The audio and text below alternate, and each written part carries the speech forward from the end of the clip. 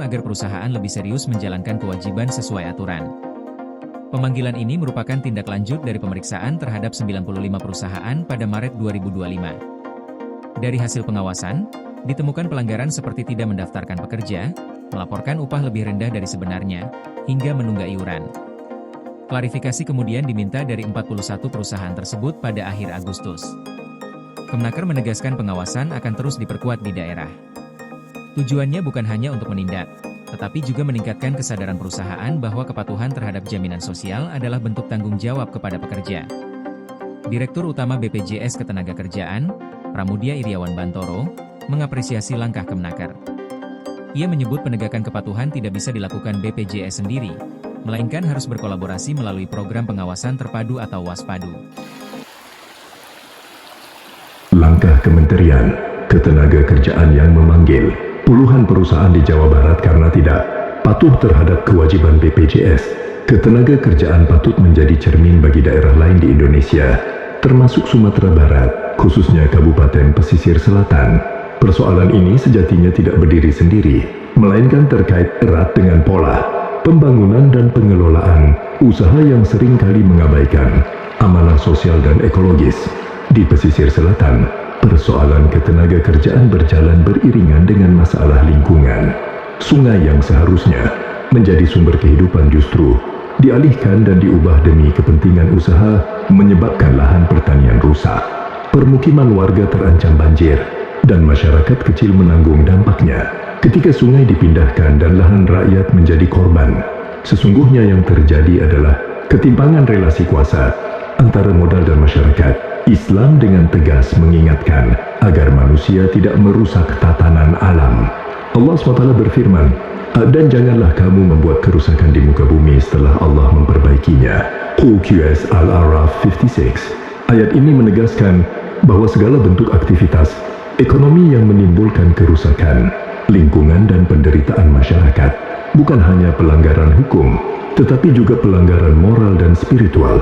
Di sisi lain, pengabaian terhadap hak-hak pekerja seperti tidak mendaftarkan buruh dalam program BPJS Ketenagakerjaan, melaporkan upah tidak sesuai kenyataan, atau menunggak iuran merupakan bentuk kezaliman yang nyata. Risiko kecelakaan kerja, kematian, dan hari tua justru dipindahkan kepada pekerja dan keluarganya. Padahal Rasulullah SAW bersabda, berikanlah upah pekerja sebelum kering keringatnya. HR Ibnu Majah. Hadits ini menunjukkan bahwa Islam sangat menekankan pemenuhan hak pekerja secara cepat, adil, dan bertanggung jawab. Dalam konteks kekinian, jaminan sosial ketenagakerjaan adalah bagian dari hak tersebut. Lebih dari itu, Rasulullah SAW juga memperingatkan bahaya kezaliman dalam segala bentuknya. Dalam sebuah hadis qudsi, Allah SWT berfirman melalui Rasulnya, wahai hamba-hambaku, sesungguhnya aku mengharamkan kezaliman atas diriku dan aku jadikan kezaliman itu haram di antara kalian. Maka janganlah kalian saling menzalimi. HR Muslim. Kerusakan sungai yang merugikan petani dan pengabaian jaminan sosial bagi pekerja sejatinya bersumber dari akar yang sama, pembangunan yang mengabaikan amanah dan menomorsatukan keuntungan. Islam tidak menolak usaha dan investasi, tetapi menolak cara-cara yang menindas manusia dan merusak alam. Kabupaten Pesisir Selatan memiliki kekayaan alam yang besar dan tenaga kerja yang menggantungkan hidup pada sektor-sektor strategis seperti perkebunan, kehutanan, pertambangan, dan pariwisata. Dalam Islam, kekayaan alam bukanlah milik segelintir pihak, melainkan titipan Allah yang harus dikelola untuk kemaslahatan bersama. Allah SWT berfirman, dialah yang menjadikan kamu khalifah-khalifah di bumi. QS Al-An'am 165. Sebagai khalifah manusia termasuk pengusaha dan pemerintah memikul tanggung jawab menjaga keseimbangan alam dan melindungi sesama manusia. Pemerintah daerah memiliki peran strategis sebagai pemegang amanah publik. Pengawasan terhadap perusahaan tidak boleh terbatas pada aspek perizinan dan pendapatan daerah, tetapi harus mencakup perlindungan lingkungan dan pemenuhan hak pekerja. Rasulullah SAW mengingatkan, setiap kalian adalah pemimpin, dan setiap pemimpin akan dimintai pertanggungjawaban atas yang dipimpinnya.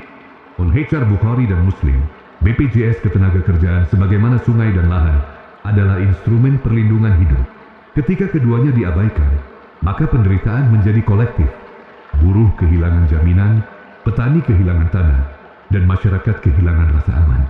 Islam menegaskan bahwa kemaslahatan umum harus didahulukan daripada kepentingan segelintir orang. Sudah saatnya pemerintah, dunia usaha, dan seluruh pemangku kepentingan di pesisir selatan melakukan refleksi bersama.